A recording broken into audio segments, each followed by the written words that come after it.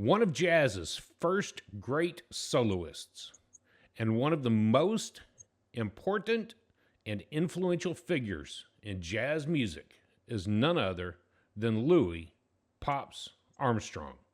This week, we are looking at the man, myth, and the legend of Louis Armstrong in Hot Fives and Hot Sevens. He is also the first music man to make it to the cover of Time magazine. Last week, we spoke of Duke Ellington, who was the second jazz musician to make it. And next week, spoiler alert, is going to be the third man in music to make it to the cover of Time magazine. So with that trio of great musicians, let's get into this week's album. Louis Armstrong, Hot Fives and Hot Sevens from 1920, I'm going to lie, 8 to 1930. Cue the music.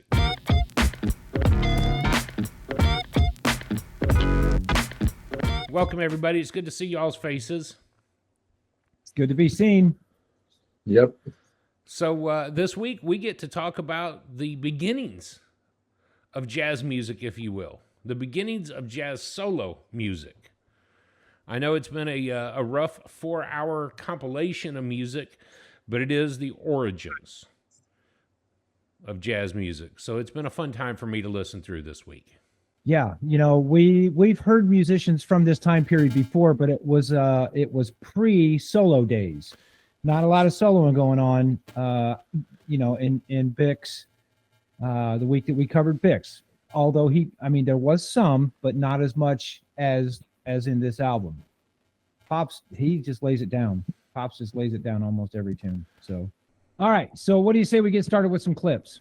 I love that idea. I'm going to go ahead and start since I've prompted mine. Perfect. And I wanted to hear, I think this is actually on my layout through YouTube Music, track number 38. And it's called Adam and Eve Blues, and I'm going to start at about 1 minute and 50 seconds.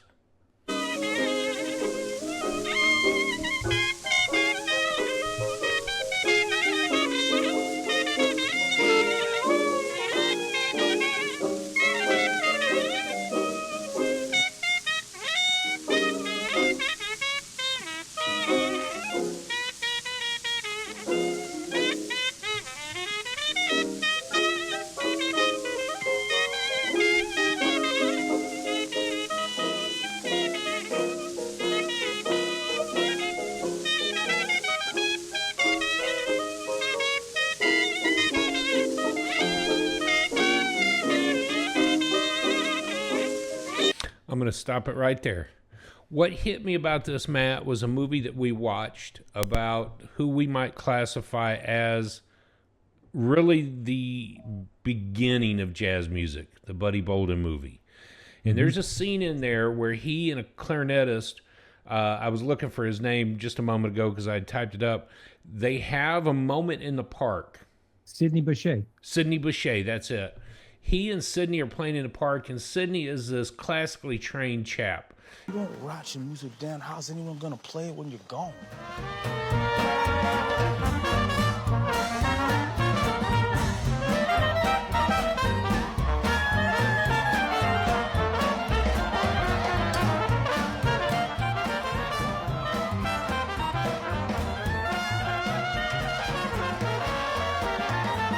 And so when I hear from 1925, Pops playing with the clarinet back and forth, I think about what these musicians were going through at the beginning, cutting jazz at the start.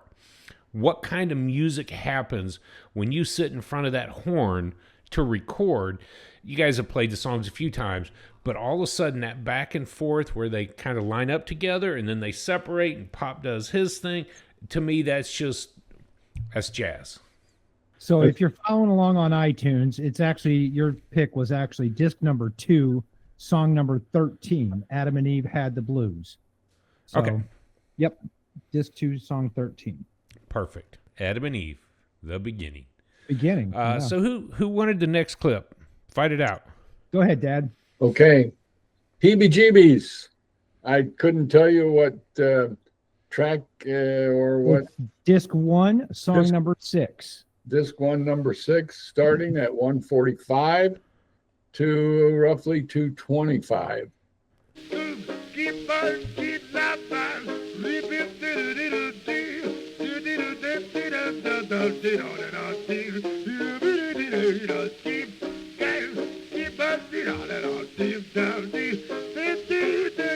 come on down, do that dance, they call the heebie-jeebies dance, sweet mama, Papa got to do the heebie-jeebies dance.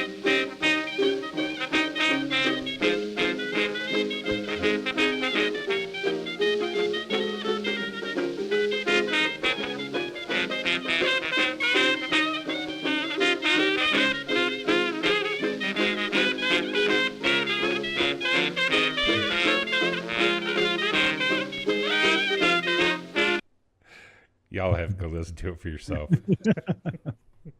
Wow. You can guess the reason I chose that. That's Pops Lewis with his scat. And I don't know for sure if that might be the first of scat. And what I read about this is that he's trying with his voice to sound like his horn. And I think he does a fantastic golden job of that. And the title itself is pretty decent, Heebie-Jeebies. Yeah. And the flow of this track is so, well, it's so cool. But as with every track on this album is very much similar to this piece. And of course, the ragtime feel that you get is very special. Yeah. So Lewis, Heebie-Jeebies. Cool. Heebie-jeebies. And Dad, I'd pick that. Go ahead, Matt.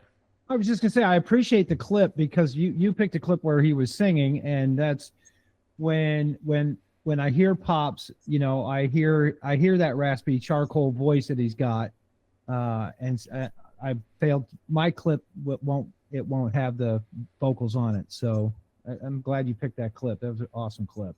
Yeah, thanks. And I was just going to say, I was going to highlight that because it has been noted that was the first of scat. Mm-hmm. To hear him do that, it became a thing.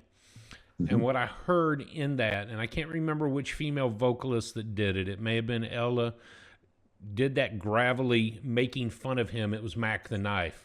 On that album where she sang like Pops and she went low, and then she brought her voice back up, and that's that tribute right there. And that's what I heard in Heebie-Jeebies. And I thought, man, if one of y'all don't call it, it is on my top 10 to pick. So, yeah. Matt, what about you? You wanted to hear a clip. I'm going to hear off of disc 2, song number 7, I'm Not Rough.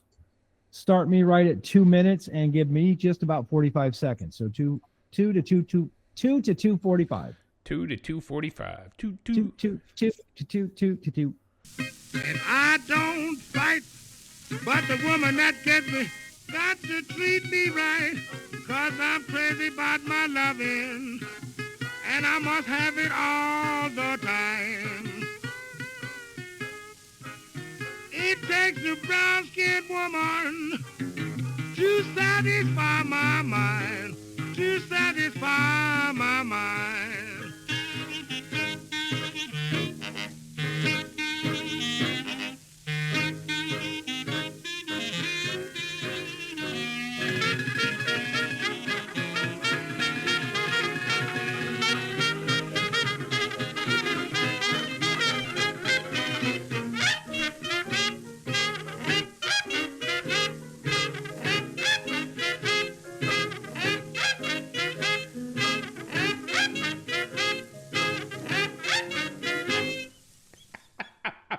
Wow.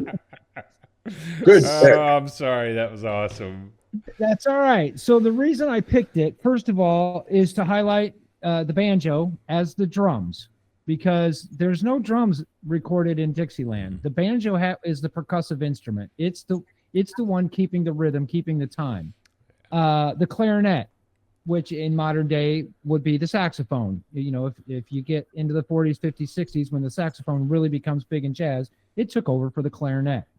Yeah. The trombone is the bass instrument of the ragtime Dixieland era, and so you hear that trombone, and I love the meter adjustment, the time adjustment that they do. They go from full swing into halftime, and then they go back into full swing. You know, we're talking tip of the spear. I know that when I said it, Big Beiderbecke week as well, tip of the spear as far as jazz. And you mentioned him and Sidney Bechet sitting around being the tip of the spear in jazz. But for recorded jazz in the 25 to the 30 era, Pops is tips of the spear. He's the one that's making the rules for jazz back then. Yep. And so it's interesting of note to me as well. We'll talk about who she is in a little bit, but that song is by Armstrong and Hardin. Yep. So her name will come up. Dad picked a Boyd Atkins Heebie-Jeebie. And I was just scrolling through for mine. There's a great Wikipedia page with this album. So it shows roughly the year that these songs were recorded and who wrote them. There's a couple of pages dedicated to the songs, but then below it goes into who wrote it, what record, and what original pressing it was on. So you can find all of that on the Wikipedia page. I'll put in the description below. It is very detailed of who does what. Mm-hmm. So what great clips. What truly amazing clips. Tip of the You know, spear. the other thing is, it's hard to pick just one clip when you've got 4 hours and 10 minutes of music to pick from. It's a lot of songs to pick from. So please listen to our clips, but man, go listen to the albums for yourself. Even if you do it in chunks, like we recommended last week, just do it in chunks. I had to do that personally this week. I had to do it in chunks. This is one of those compilation albums. If you think about one song at a time, side A, side B, these were hundreds of pressings over time, and then compiled together for this particular album. If nothing else, put it on your agenda to listen to one of the songs a day for the rest of your life and enjoy it, because like Matt said, this is the tip of the spear. This is the beginning of jazz music, and of course it just happens to be the trumpet player. So love. Can't go wrong with that, right? Can't go wrong. So we've got some information coming. All right, let's do it. On that first slide, just like I say every week, and I'm going to say for the next 11 weeks, whatever you do, do it to jazz. You'll hear in our week in music coming up in just a little bit. That's pretty much what we do all week. We are in the jazz listening. We read about it. We study it. We talk about it. And it's in our blood now. So just, whatever you do, do it to jazz. I did put a picture of the artwork on here that I found on Wiki. Now, this is an interesting picture because it's in color. And you know dang good and well they weren't taking color pictures in 25 just yet. So this is probably, what do they call it, Technicolor? Yeah. And I'll show the black and white of that actual photograph in time here. Yep. And again, we are talking about Oddly enough, Matt, the album that you have from iTunes is different than mine from YouTube Music, which is different from one Wikipedia page to the other Wikipedia page. So everything that I've been geared up for was a very different CD cover version of that. So I'm glad you popped that one in. I love that one. Is this the same album cover all throughout the 84 or so pieces? Because it was compiled, when was that put together originally, Matt? 2000? No. I believe it was 2002. That's what I thought it was. Because I saw some of the tracks with Lewis on the front, just Lewis. Yeah. Well, and so this is a good place to note this. 1925 to 1926, he recorded the Hot 5 recordings. There were 25 tracks, 25 and 26. In 1927, the Hot 7's recordings, there were 12 tracks that he cut that year. Again, then back to the Hot 5 recordings, there were 9 of them. 1928, there were 9 tracks from 1928. So originally these were released on side A. That would have had. Well, I'm just doing a quick glance. It looked like one song, maybe two on each. So when they came out on record in 1925, there were only 4 songs per. So they wouldn't have had a record cover. They would have been in paper. And Yeah, you bought them exactly. in a paper wrapper. I'm not busting your chops, but you have purchased 45 records before. Now, do they come in a paper sleeve or do they come in a cardboard cover?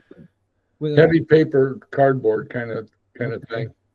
so That, you, yeah. just kind of crack it open, or But by the time But- Dad was born, they were running LPs.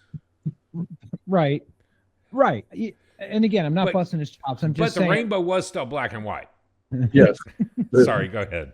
But like in 25, I'm not sure they would have been printing covers for these. You know, you walk into the record store and they may have a paper cover or. And I found a Jeanette recording with Louis and King Oliver from 25, so I'll put that sleeve up right now so you can see roughly what that would have been delivered in 1925. Perfect. Good. Awesome. So, yeah, let's move on to the next slide then. We'll talk about the jazz style for the day. Far, far away from the music that we're talking about this week is called flamenco jazz, the jazz style of the day, flamenco. Flamenco jazz is a style mixing flamenco and jazz, typified by artists such as Paco de Lucia and Cameron de la Isla. Nice. I did not get a chance to listen to any Paco de Lucia this week, but flamenco jazz, much like flamenco music itself, is grooving. It's just is.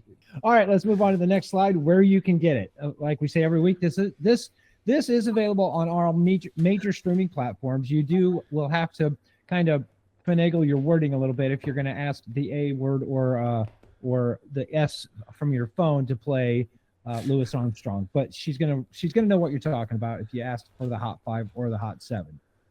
We would much prefer you go out to your local record store and find this compilation album and purchase it from your local record store. Brand new. Purchase it brand new. Don't purchase the used one. Purchase all the original presses. Yeah, for sure. I went ahead and put a quote on there from Louis. Here's the quote. Seems to me it ain't the world that's so bad, but what we're doing to it. And all I'm saying is, see, what a wonderful world it would be if only we'd give it a chance. Love, baby, love. That's the secret. You gotta love that. You gotta appreciate it and respect what he's saying there. If only the whole world, if only Indiana would live by that, and then we could spread it to the surrounding state and the whole country, and then eventually the whole world. Just give it a chance. Well, What a wonderful world it would be. you know, if we would only watched give it a chance. the documentary with Clark Terry, and of course that documentary is more of him passing on jazz to the younger generation, but you can tell he loves it.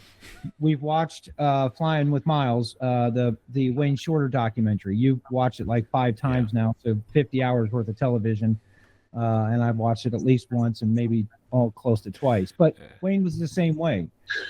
You gotta love what you're doing, otherwise it's not worth it. And yeah, I don't know. I just the quote hit me strong this week from Louis, and it's not the world that's so bad. It's just what we're doing. Yeah, what we're doing to it. Take that in any context that you wish to. It reminds me of what the late Roger Painter used to say. The world is too small for anything but love and too dangerous for anything but peace. Mm-hmm. And Wow. that is what we do to the world. So, anyways. Yep. All right, so let's move on to the Man, next. we've had some heavy weeks. As we come across the quote like that, it takes us home. It takes a deep breath, doesn't it? It does. Yeah. Okay, next slide. I'm sorry. Reading it, no, that's okay. Reading it out loud, I just about teared up just because that's where I'm at this week. Yeah. All right, this year in history, the compilation is from 1925 to 1930, so I just picked 1930 as the year. I'm not going to do a whole compilation of 25 through 30. So I found it interesting. In 1930, Bird's Eye Frozen Foods is the first time they go on sale. And you know what? The more I think about that, when did the freezer actually come out? I mean, were you putting food in? You were probably putting it in the ice box in the 30s. Mhm. Had an electric freezer, Mhm. An ice box. an ice box. So your Yeah. frozen vegetables go in your ice box, which Yeah. makes, I mean, it makes sense, but you know, how easy it is us to chuck a bag of broccoli in the freezer and just let it sit there for months on end without thinking about it because it's broccoli. Oh, Uh, lima, lima beans, baby. Let's put lima beans in there. Ugh, put them in no. there, leave them in They there. could stay at the grocery store. Yeah. Oh, we are squirrely this week. Yeah. All right. Ellen Next, Church. Ellen Church becomes the very first flight attendant in 1930. I just found it so interesting reading through the year. There, of course, there's a lot of wartime stuff still going on in the 30s. But yeah, I just found it interesting. She became the very first flight attendant. I wonder if she was part of the TWA, Trans World Airlines. I don't think it said what Okay. airline it was. Yeah. So, Matt, I want to touch on this. I took a quick time out to look for Ellen Church as you were talking about her being the first flight attendant. Dad, you asked the question, who was it with? May 15th of 1930 was the first flight that she was a flight attendant for the company Boeing Air Transport, which would later become United Batmobile. Airlines. Oh no, Batmobile. Batmobile. Yes. Boeing Air Transport. Boeing Air Transport, the Batmobile. And the reason she was a flight attendant, she was a trained nurse and a trained pilot, Oh, wow. but they were not allowing female pilots. They did not have female pirates. No pilots. But she wanted to fly the commercial aircraft, but there were no jobs. So she worked with Boeing Air Transport to let them know how important it was to have nurses on the flights. So she got hired on to be a nurse and flight attendant. So I just wanted to interject that into your info on there because I find that more than interesting. Great tidbit. So Thanks. there we go.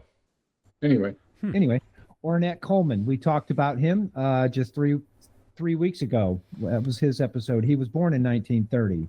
Bobby Bland, who is the Bobby Blues Bland, was born this year as well. So that name's important to me because one of my favorite artists has a quote in his song from Bobby Blues Bland. Swing music, of course, was in full swing. So that wraps up the year in history. You got anything else for the 1930s? I do not. No? All right, That was cool. before my time. Dad, you're up. Ooh, I was not yet. Yeah, not yet. Yep. There's a lot of stuff that went on in the 30s. I just find interesting stuff to me to highlight. So if you want to know more about jazz in the 1930s, for sure, go look up the Jazz 1930s Wikipedia page. Next slide is the timeline slide. Pops was born in 1901, and I found it interesting because King Oliver was born in 1899. So Pops was, just 2 years younger than King. But in 1922, they started working together, recording at none other than Jeanette Studios right here in Richmond, Indiana. So great not place right, to go visit. not right here. I'm in Fort Wayne, but Richmond's just an hour and a half down the road from us. Yeah. So and we've been there and we've seen we've been to Jeanette where they recorded. We stood on the grounds where Pops could have stood. Yep.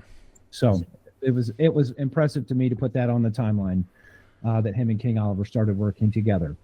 1925, as Drew mentioned earlier, is when they recorded the Hot Five. That's the kind of the start of the Hot Five. In the 30s, Great Depression was very tough on jazz musicians. So of course, that's later in the 30s, but it does talk about that on the Wikipedia page how the bigger bands started to struggle in the 30s from depression. So I thought that was an interesting to highlight on the timeline. 1971 is when Pops passed away. I failed to look it up, or I can't remember. What did he pass from? I thought it was a heart issue. Okay. He was brokenhearted for the way the world was going. He died at 69, July 6, 1971. I was going to flip through that and find it. Okay. All Find right. that. But I want to add a couple of things here because it's of curiosity to me. He spent most of his life telling people he was born in 1900 on July 4th because he was a celebration. And that's what he lived his life as. It was America's birthday. And who's more American than Pops himself? And so he used to tell people, I was born 1900, July 4th. And so that was a big deal to everybody. And of course, then they later find records that was incorrect. He was born August 4th, 1901. Yeah. Then I want to interject a name that I brought up last week. In 1919, he was playing on the riverboat with Fate Maribel. That was some of his early playing. So he was a riverboat guy in New Orleans. That was his roots. And no matter if he was in Chicago with King Oliver, or then he moves over to New York, well, I'm sure you're going to talk about that in a little bit. No matter where he was, he made a point to go back and play New Orleans because that's the roots of things, which, of course, goes back to July 4th. I can imagine a July 4th celebration in New Orleans with him playing. Wouldn't it be awesome just to be a fly on the wall, go back in time and watch that? I mean, come on. It's Pops, for crying out loud. Anyways, another sidetrack. I'll stop.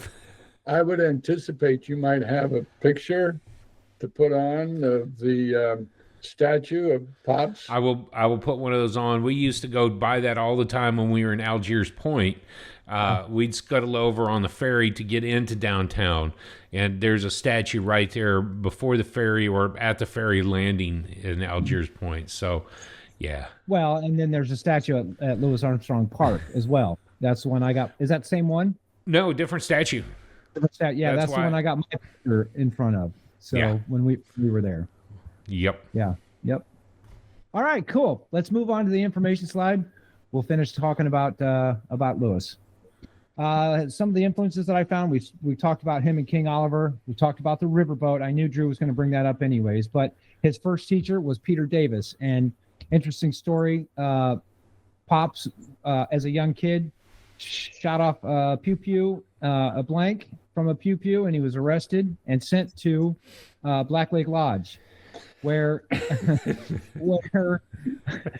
where the leader of the boys' school was a punk and didn't treat Pops very well. So Pops started to play music, and Peter Davis heard him play and wanted to be his teacher. So you can only imagine that Peter Davis was one of the major influences in how Pops played. Again, Storyville, as a section of New Orleans where he grew up, spent a lot of time as a kid listening, probably walking past the clubs at night, hearing some music play, and I can only imagine that that's got to influence how he wants to play. Those are just three of the things that I wanted to highlight for influences. You're welcome to talk about anything else. And it's interesting. Oliver was definitely that. I want to go back to Buddy Bolden. It was never confirmed that he ever heard him play, but it was never not confirmed. He couldn't tell you if it was Buddy Bolden played or not, but I'm going to imagine that he did hear him. With the power and the pizzazz that Armstrong played, that's what I imagine Buddy Bolden being. And if you hear King Oliver, who had been in that time period, you know. If you listen to the Jeanette records from the 1923 recordings, you know that Oliver had the chops. Yeah. But it was Armstrong who started solo, which made this the improvisation that it is. So, Yep. yeah, thanks for those influences. Yeah, for sure. For sure. Now, discography was a little rough this week because he mostly did 45s and 78s. More than 100 of those that he cut, probably, like you said earlier, with two songs on a side, maybe only one song on a side. Posthumous, he has 14 releases, and then anthologies, which this album is one of those anthologies. He's got 4 released anthologies. So, you know, it's easy sometimes to talk about our time period's artists releasing, 50 CDs or 50 albums or whatever. For them, it was just different. 45s and 78s is what he released. So, the genre that I've got listed, of course, jazz, swing, Dixieland. Dad, you mentioned ragtime earlier. I could have added ragtime to this as well. I think the ragtime period was maybe a few years before 25, and then they started moving into Dixieland. But again, Dixieland kind of originated in New Orleans anyway, so. And Pops. I think Dad was right on picking that up, listening to it. There are some flavors of the ragtime that pop into it. And I won't say it was a ragtime song. that pop into it. Come on, Pops, play that horn. I love those little glimpses too, and I thought about one of those. Warm up the cymbals. You wouldn't talk like that if you had some of Mama Rose gin. I love that so much. That was so awesome. Yeah. How's that sound? That sounds all right. It wouldn't sound out right if you had some of the gin. And it's, of course, the cymbals. Warm up the cymbals. Yeah. That's it. Yeah. Get that trash can lid, baby. That's I funny. digress. Okay, so can you imagine for 6 Degrees? All right, Pops did play with Miles on an album from 1970 called Armstrong and Friends. Can you imagine if, I know that they wouldn't have been a recording, but if he would have played with Bolden and then coming full circle around to playing with Miles, that would have been a full circle jazz moment right there. Yeah. And other than Conversations, did Wynton ever play with Miles? I can't. I don't know. They hated each other. It was obvious in the news, but I don't know if they ever played. But spot on. You think about Pops playing with Bolden, but let's just face the facts. He played with Oliver. He played with Oliver. King Oliver. Yeah. So he played with Oliver, and then he played with Miles. And if Miles played with Wynton, I'm talking about the origination of trumpet to a current trumpeter. Right. That's huge. Yeah, huge. And New Orleans, too. I mean, let's face that.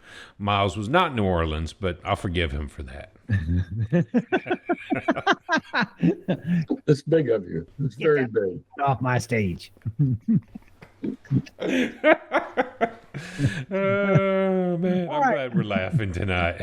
A few facts about Pops. We mentioned that Pops was born and raised in New Orleans. That's a well-known fact. One of the most influential names in jazz, like Drew mentioned, you mentioned it at the very beginning of the episode, one of the most influential. You start talking about jazz, Pops' name is going to come up. I mean, it just is. Ella's name is going to come up. I'm not sure King Oliver would come up in everyday conversation, but man, you ask somebody about jazz, Pop's name is going to come up. So influential for sure, even still today. You know, what a wonderful world. I used to love playing that song for dinner music at receptions. Beautiful song anyways. Influential for sure. He's definitely got that instant recognition of his voice, that gravelly charcoal voice that he's got. You know that it's him singing. There's no one else that I've ever heard that sounds like Pops. Never. I don't know. Mom could not stand to listen to Phil Driscoll sing for some reason. I didn't find his voice that bad.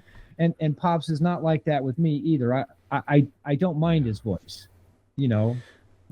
It's a little different than Chet Baker too.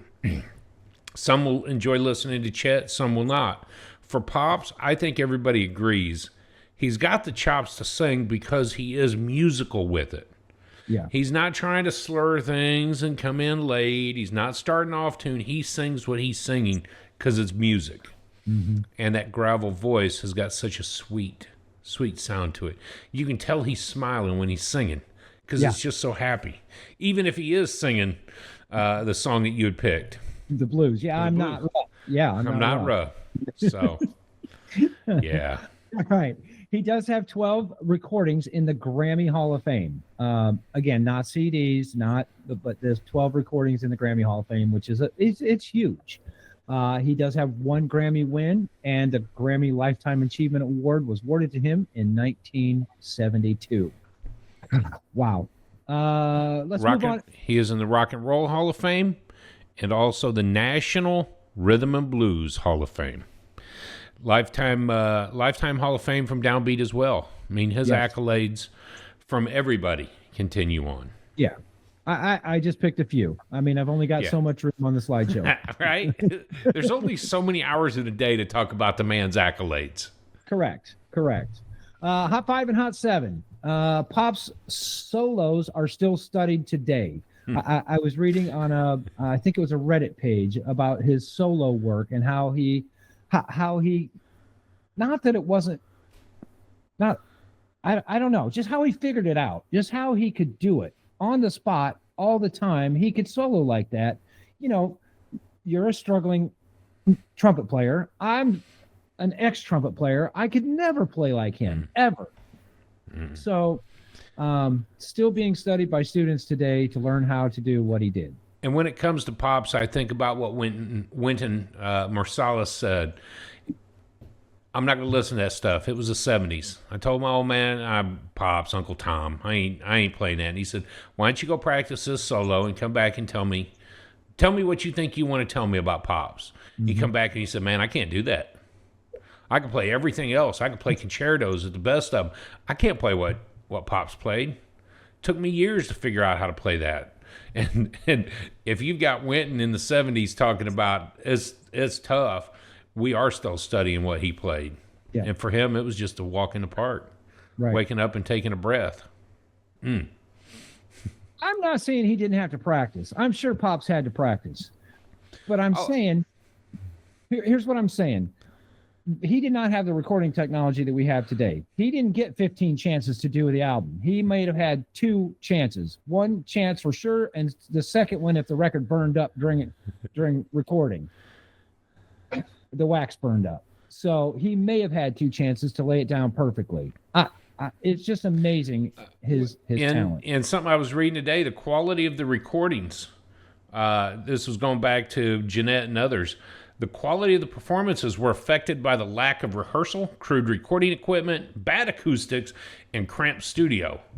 Although they were and trains. and trains, right? Although all of that was being said, these early recordings were truly acoustic. The band played into that big funnel. So imagine that. You get one take. It's on shellac. And if it don't work, we got to melt that shellac and start over again. So if it is the outcome. I don't know. I'm just goofy. You melt that shellac. It wasn't until 26 when they had invented the electrical stuff. So Right. I know. I don't know. It's a good thing we're laughing tonight. yeah. All right. Let's finish up with the Hot 5 and Hot 7. The Hot 5 and Hot 7 radically altered jazz's focus for decades. You know, we mentioned Pops' solo work starting.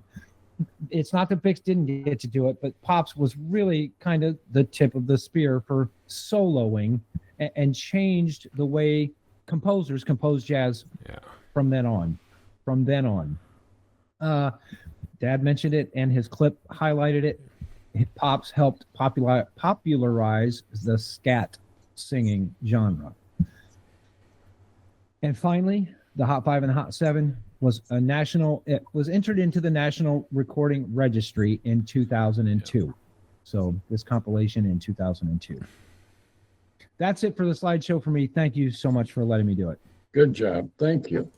And just in case you're wondering, now's the great time to put a commercial ad in. We are using the JazzWise magazine's top 100 albums that shook the world. The list is from 2022. And we are counting down, and again, counting down from 100, and this album this week is number 12. So, this is the first week we've talked about Pops, isn't it? It is. No doubt that it was coming, but this is the first. No doubt. We may have mentioned his name in Bix Beiderbecke's show, but we bixed Bic. We bixed Bix. So let's forget that episode. The other spear. Tip of the spear. The other spear. Yeah. All right. So tell me your thoughts. What are your overall thoughts on the album? 4 hours. Dad, you've been sitting there quiet for a long time. Say something. Yeah, that's fine. But just like Drew just said, 4 hours, it's a lot to put in to your ears. But the key was last week when you said, think in terms of small bites. Don't try to listen to the whole thing all at one setting. listen to it in smaller bites, 2, 3, 4, maybe 5 tracks. And every track, though it's Dixieland, every track is different. And because of the flow, the tone, because of the instrumentation, and what else? It just every track is different. And I'll say more about this later, but I sure did love the titles of the tracks. Right. I mean, come on, where do they come up with this stuff? It's just incredible to me. So I enjoyed the small bites of it. Again, I could not take it all at one time. I played a little bit of it in the car softly because Mom was with me often, and she would rather. I'm not going to say any more about that, but it's not. Is it the recording, the scratchy recordings that she doesn't enjoy? Is it the music that she doesn't enjoy? Is overall? My impression is it's the music that because the recording itself, because it sounds so old, and it's hard to relate to that history of jazz. It's hard to relate to that because we're much more familiar with jazz in later years. Mm-hmm. So to go back that far, there's not a lot of appreciation unless you study the history of it, unless you know where it's coming from, where Pops is coming from. That makes it difficult. I'm sorry that you didn't get to go to Richmond with us. I think had you seen it, had you been there, I don't know. I'm not saying you would have been more excited or anything, but I get excited remembering the trip that Drew and I took, spending the time down there in Richmond, seeing the Walk of Fame. For me, that it all correlates when I hear that style of music, the good memories. So I appreciate what you said. It is hard to relate to. Yeah. Yep. Sorry, I didn't mean to break your train of thought. Go ahead. No, I'm good. I'm good. All right. Yeah. Who else? How would you go about listening into the future? And would you tell somebody that they need to listen to it? I really would. If they want to know the history, where jazz is coming from, you gotta hear this. You gotta listen to where jazz originated, and they may not like the style, but I would encourage them to listen to several tracks before they just discount the whole thing. Mm-hmm. Persist and listen to 4, 5, or 6 tracks, and then tell me what you think about this album, this music. You're likely to hear some of the things that you just said. I can't appreciate it. It doesn't resonate with me because it's old, because it's scratchy. Mm-hmm. So, because that's where I was, and that's why we Bixed Bix, because it didn't resonate with us yet.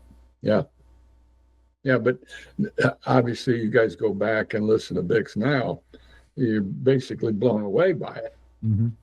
Yeah, and now you're listening to Louis, and wow, does it get any better than this, knowing the history and where it's coming from and the origination of jazz, really. Matt, did it hit you? Would it hit you differently listening to Pops if you were not a trumpet player? Yes, it would. Yeah, if Pops would have been a saxophone player and I was a trumpet player, I don't think I would have enjoyed it half as much. Knowing the work that it takes to play like he plays, it's like a beginner guitar player trying to play Eddie Van Halen on guitar. You can appreciate it, but you can't do it. And that's where I was listening to Pops. I can appreciate it because I know how hard it is what he's doing, and he makes it sound effortless when he does it. Yeah. So what I did, much like you, Dad, this week, I could only do it in chunks, and I did 5 or 6 songs in a row where I listened reverently before tuning out. And then what I would do is I would put on a modern day trumpet player. I put on Tom Harrell. Tom is got some new music out in 2024 called The Alternate Summer, and it's smooth trumpet. It's something completely different. I'd go to Rick Braun and listen to some smooth trumpet Rick Braun playing. Then I'd go back and listen to Pops play again.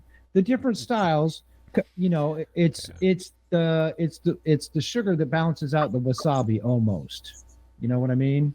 The sweetness and the sour, not the Pops is sour. I'm just trying to make a reference how I could balance it out. So I would switch between Pops and listen to some Tom and Rick Braun. So it was a good week. I did listen to all 4 hours and 10 minutes. I'll tell you that. Yeah. The vocals, I don't appreciate the vocals quite as much until you start listening to the lyrics and you realize, some of those dipping their finger in the sugar bowl ain't dipping the finger in the sugar bowl like they're talking about. And you think, I always, you always think of your parents as not doing what you did, but dang good and well, your parents kind of probably did what you did. And back in the, probably not. Yeah. Back in the 30s, you don't think that they were doing what we did today. And dang good and well that they did what we were doing today. So it's funny because the way that they present their lyrics in their songs we're used to much, much worse, but they still talk about the stuff in a different way. Mm-hmm. What'd you think about the banjo? I loved it. Actually, believe it or not, Yep. my favorite band, Need to Breathe, man. They play a banjo in rock music, and I dig the banjo. I do. I dig the banjo. So, and that's why I made the notes. The banjo is the percussive instrument in this time area. The clarinet is the saxophone of this era, and the trombone is the bass. Yep. So think about in jazz today. So, well. And also, you have to have instruments that stand out with 0 microphones. You're blowing into horns and recording it onto the shellac in the back room. And then when the microphones start to become more popularly used, you can change the vocals and you can change to a guitar, if you will. Charlie Christian and Wes Montgomery then. What I found most interesting about the vocals is that they almost had to, or it felt like they were screaming. One of the songs, Horsiel, or however you say her name, Horschel, it seemed like Rosie Rice screaming into a microphone, and I thought, my goodness, I can't stand this anymore. So I fast forwarded through the song. But you go back and you think, what is this? You had to be loud. You had to project. If you've got Louis Armstrong in the other side of the room who is still creating vibrations that screw up recording, how loud do you have to be as a singer? So there is that element. The banjo then does definitely stand out. Yeah. So, Drew, what's your impression? You already just gave it. I kind of did, kind of didn't. The historical impact of this album will forever stand. National Registry in 2002, it tells the story in and of itself. But Pops is a legendary trumpet player. You just got to understand it and appreciate it. But I can't do 4 hours at a time. It's not what I would want. And I think just like Bix and having the Wallard Brasoli go back and redo his music, that's cool. I don't think you can do that and have the same pizzazz. There ain't a trumpet player in the world that can play like Pops did. There's the soul. I'll go to my grave. I don't care if you think there is. I'll fight you on this. I'll fight you. Put your dukes up. I'm gonna box your ears off. We didn't think that we'd ever hear Bix played in today's standard recording technology. And Randy Sandkey, I'm not saying that he could do it, but he might be able to do it. There's something about the love. You can't replicate the love coming out of Pops's horn. And I think you could replicate his style. I do. but there's something that comes out of his cornet that is so very different than you'll ever capture. So I got into that appreciation later this week. I didn't listen to it all at one time, but I didn't veer far from this album at all. 2 days ago, I had to listen to Clark Terry's Happy Horns, but that was my break. And what I found most interesting is, and we didn't talk about it, so I want to touch on it, him leaving King Oliver in Chicago. He's a New Orleans boy in his 20s. I've been on a riverboat. I've been playing local. And now I've got an opportunity to go to New York and play with Fletcher Henderson. My wife now has forced me, if you will, Lil Hardin, who we see on this album or on these albums, has kind of forced me to go make money. And that move to this kid into New York has now got an opportunity for New York to hear his sound, which then carries that tradition even further. I love the album. There was so much to be said about what was going on musically with the Hot Fives and Hot Sevens that I did appreciate it. Matt, I don't think we decided that we would rate this album. Yeah, I don't have my explanations on it, but I remember us having this discussion. I do. And we mentioned it at the end of last week's episode that it was going to be unprecedented this week. And this week is definitely unprecedented because here's my notes and I'll read it verbatim. We're struggling to rate because it's a whole body of work. We may set the precedent of not rating this album. We feel strongly that the compilation reflects too much work, and rating a whole body of work is not in our nature. That's the exact note word for word that I wrote last year when we covered this. We did not rate this because it's an entire body of work. Not fair to rate to give Louis Armstrong a 10 out of 10. It's just not fair. No. Because he deserves 100 out of 10. That's what we're saying. So I'm not even going to ask you, Dad, if you were to rate this, what would you rate it? Because we didn't rate it. And I'm sorry that you weren't in the discussion last year, but It's okay. Yeah. It's unprecedented because this is the first week we have not had a rating in Okay. 88 weeks. I'm I good with it. have a pop quiz before we get into what's new. Okay. Why was it called Pops? Dad? You might have mentioned this weeks ago, but I'm sorry, I don't remember. I'm looking on the wiki page. I don't see it. You got 15 seconds before I tell you you're done. All right, I'm done. Go ahead. Doo. Time's up. Pops.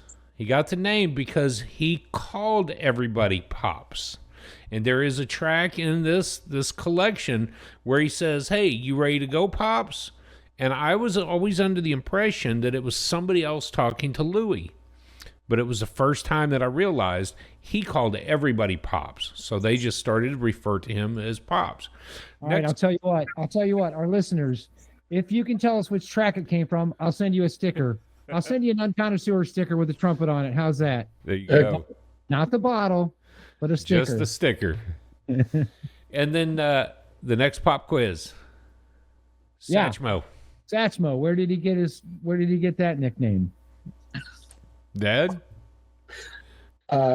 Yes, there's not a long story, but it sounded like he was in England doing some work, and they were calling him Satchmouth, or basically from Scratch Mouth, and somehow it came out as Satchmo. He shortened it. Somebody shortened it to Satchmo. That's what little I understand about it. His Now, mouth you tell is so You tell the rest of the story. his mouth is so big, it's the size of a satchel. That's the story that you'll read up on. Satchmo or Satchmouth? Satch mouth. Okay. Satchel mouth. It is so big, satchel mouth, and it just got shortened to Satchmo. So Dad was leading us down that. Wow. Satchmo. Oh, that's awesome. So there you go. Okay, we've talked about the old stuff. Dad, why don't you tell us what's new? I've been looking forward to this. What's new? Good idea. let's go to this new album. It's called Honey from a Winter Stone. Now, I did not look up how this album was called Honey from a Winter Stone, but Matt, I'm sure you appreciate the idea of honey for making mead. But the album was released, I show, like January 2025. So it's 24, 25. So it's a relatively new album. Ambrose, I'm going to slaughter his last name, but it sounds like Akin Musia. Akin Musia is the artist's last name. He's a trumpet player, and I think our listeners are going to appreciate it. There's a vocalist, Kokamiya, does the vocals, and then they have a string orchestra playing in this on this track, and they're called Mobius String Orchestra. This album is a visionary 5-part jazz work blending classical chamber music and hip hop inspired by the composer Julius Eastman.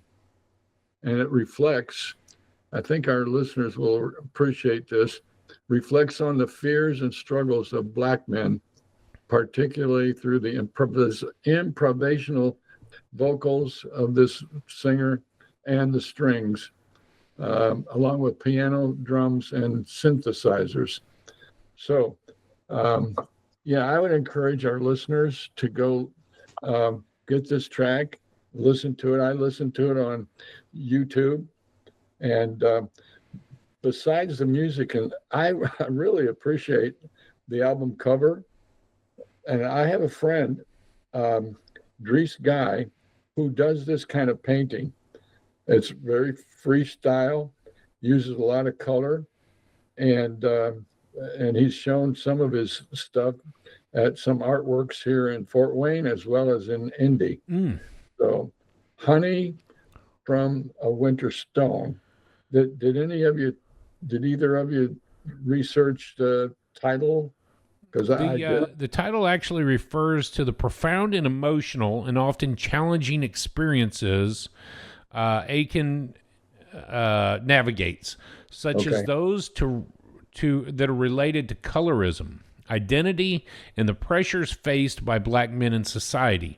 Yeah. The phrase "honey from a winter stone" evokes the idea of finding something precious and beautiful, like honey, emerging from a difficult or harsh condition symbolized by a winter stone. So cold, harsh, dirty, nasty, and this beautiful honey coming from it. That was what I was just looking at from the emotional context of that from Akin Monsieur. Akin, I'm going to slaughter it because I wasn't prepared. I'll have his name on screen.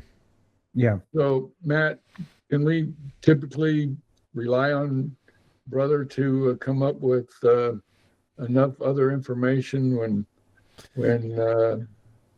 he's always got our back, doesn't he? Yeah, he's definitely got our back. And the one other thing that I put on the slideshow was that this is actually his 13th release. So he's got 13 other albums to listen to if you want to go check out more from Akin. Ambrose Akin. It's funny, Dad, because when you sent this over just that morning, I had looked at, trying to get away from Pops, 10 of the most noted trumpeters today.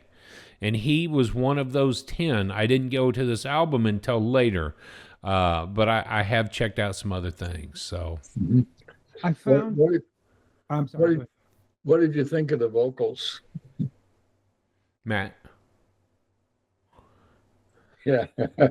It was a challenging album. If you're going from 1925 to 2025, 100 years difference between Pops and this album, very different worlds. So it was a huge jump in the spectrum of jazz music to me.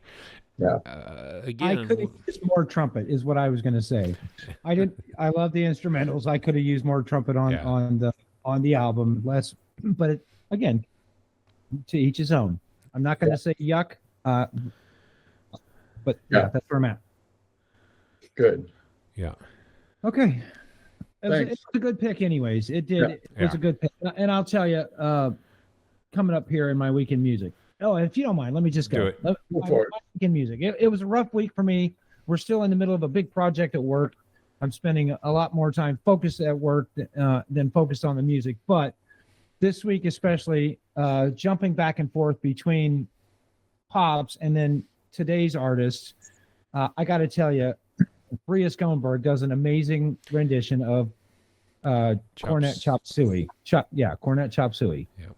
And so I Friday while I was mowing the yard, I put on Bria just to kind of get me out of a slump. So I had more trumpet and actually more pops in my ear by listening to her playing Cornet Chop Suey. It's interesting. She was on that top 10 list, and I completely forgot as you were doing there could be somebody can play like Pops. She's pretty close. She pretty, and I did. I mentioned that the week that I went to Elkhart Jazz Fest to see her play. I said she might be the next best thing to hearing Pops. Because What'd you say her name was? Bria, Bria Schoenberg, Skoneburg, Bria Schoenberg. She's also a vocalist. She studied Good, under thank- Winton. She studied under Winton. I also got a chance to see some live music last week. Wednesday night, we went downtown New Haven. The final event, the 3M Munchie Music and Market was going on. So we heard Hubie Ashcraft again. Got to see Missy play and hear Missy sing with Hubie on Wednesday night. Thursday night, I got to see Lady D perform right over here at Wrigley Field Bar and Grill. She was playing with Mike Neglia. So anytime I get to see Lady D play, I'm going to take advantage of that. But other than that, it was Pops and some newer trumpet style this week. You sent me some banging picks. I just needed to get out of my head. Yeah. So your picks that you sent me earlier in the week, of course, Wayne, you're never going to go wrong with Wayne Shorter, ever. Never, ever going to go wrong with Wayne Shorter. So thank you so much for your picks. That's my weekend music. Dad? Good. Yeah, okay. I took a bike ride the other day and had Jacko in my ears, and the bike ride seemed to go very smoothly. I was listening to Garbarek as well, not on the bike ride, but later the next day. I had my 25th drum lesson last Wednesday. 25 lessons, and I know less now than I did before, because that's not a reflection on my teacher, but could be related to my age or the fact that in my head I've got rhythm, but when I put the sticks in my hand, it ain't there. It's funny. We've talked about this on the show before. We've come so far in our jazz journey only to know that there's way more that we don't know than what we do know. Yep. Isn't that the circle? Yeah, I think that's what you're saying. There's way more that you don't know than you know now. But keep going. Sorry. Yes. So I heard Sidewinder by Lee Morgan. Playing him out on the patio Yeah. tonight while I'm filling the brats. Yes. Yeah, Oh take my that. goodness. Yes, please. Last night, Mom and I had a golden opportunity to listen to Chris Tomlin, Christian artist, worship leader, and Black Hawk Church was packed full audience, and there was so much participation. The drummer, Hemi Jones, the drummer, is spectacular. I focused on him as much as I did any one of them, but he had his drumstick and different tips on each end of the drumstick, and he would flip the drumstick in his hand. I've seen Lady D flip a drumstick, but he had to do that to get the right sound coming out of his drum heads. But again, Chris Tomlin. Today I listened to some of the smoking at the half note. And Nice. Wes Montgomery's the man. Ooh, It was a good week in music. Yeah, very good week. On a personal note, I had an endoscopy last Yes. Tuesday, and I won't go into detail, but I've got to go back in a month to have a look at it. I had a biopsy done, so more details on that later. Okay. So, yep, that's my week, brothers. That's my week. Good. Yeah. Well, my week was filled with the same. We've been doing a lot of filming for the class that I'm teaching during the week. It was homecoming week, so we were at a volleyball game, and then followed by a soccer game, and then I was asked to take pictures at the homecoming dance, which is actually under black lights. So that was definitely a challenge. Got some fun video clips, which I made the kids watch today. They were horrified by the fact that I was even there. But they did leave early. They had a party to go to. Saturday then, Lily had her sax. She was back to lessons. And I walked in without my trumpet. And Joe looked at me and he says, "You got your horn with you?" I said, "Yes, sir, it's in the car. This is Lily's lesson." He said, "At the end, you're going to come up." About halfway through the lesson, he says, "You need to get up here."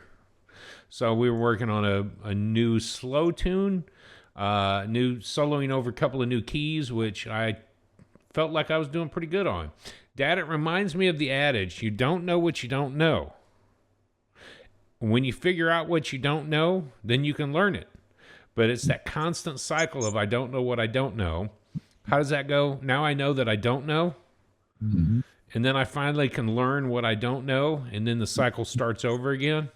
Yeah, I'm there. I still don't know what I don't know. And it's been a blast. So other than that, it's been good. Got some more work to finish up. And I'll be happy with the week. And last week with Duke was really great. And Oh, yeah. and next week's, I mean, come on. Do tell Go for Matt. it. I know All you're right. anxious. You got your mag out over there. Go for it. I've turned the page already, and if you've been following us long enough, you know that we don't look ahead. We don't turn the page. But man, when we got to this one, I was just super excited. Wait a minute. Number Time out. 11. Time out. Go ahead. Number 11. There once On was the a boy named Shh. I'm going to make Dad do it. Number 11 on the countdown. We're going to talk about the album called Time Out from the Dave Brubeck Quartet. Dave Brubeck on the piano, Paul Desmond on the alto sax, Eugene Wright on the bass, and Joe Morello on the drums.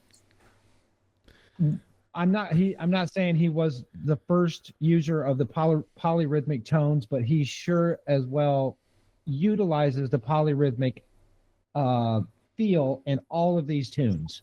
Polyrhythmic being one time signature going on here, another time signature going on here, and somehow they come together and he makes it work. May the 4th is no longer May the 4th be with you day, but it is Dave Brubeck Day because 5/4 is the time signature that he loves to play in. So for me, from now on, May the 4th will be known as Dave Brubeck Day. That's a 1959 album. Huh. Greatest jazz ever. Greatest That year, the golden year of jazz. You'll just have to tune in next week to find out how we rate. And next don't- week, we do give this a rating next week. We do. I think we do. It's like 3, maybe 4. 4.5, maybe. 4.5. Do we- I don't think do we we liked know? it very much. Do we know Dave Brubeck? Do we know him? I do. You will recognize the tune. Yeah. And as a Yeah. drummer, dig into Joe Morello. Yes. I'm really looking forward to this album. Really, And truly. I want to tell you, Matt, I have problems with my fingering on one of the songs. We've been trying to play Take 5, and Lily's got it down. She rips that solo like Paul Desmond does, and it's just amazing to listen to her go. I can't play the trumpet part to save my butt. Just the head. My fingers don't move that fast. Right. Right. I mean, these are like foot-long hot dogs trying to push valves on a trumpet. Come on. All right, You'll kids. have to tune in next week to find out how we rate. Again, we are using the Jazzwise magazine's top 100 albums that shook the world. I wish we got $1 for every time we said that on our episode, but we don't. we're just a couple of dudes listening to jazz, rating how we feel. So, He said, dude. dudes, You said dudes. How do you spell that? Dude. thanks for tuning in. Have a great week. Sayonara.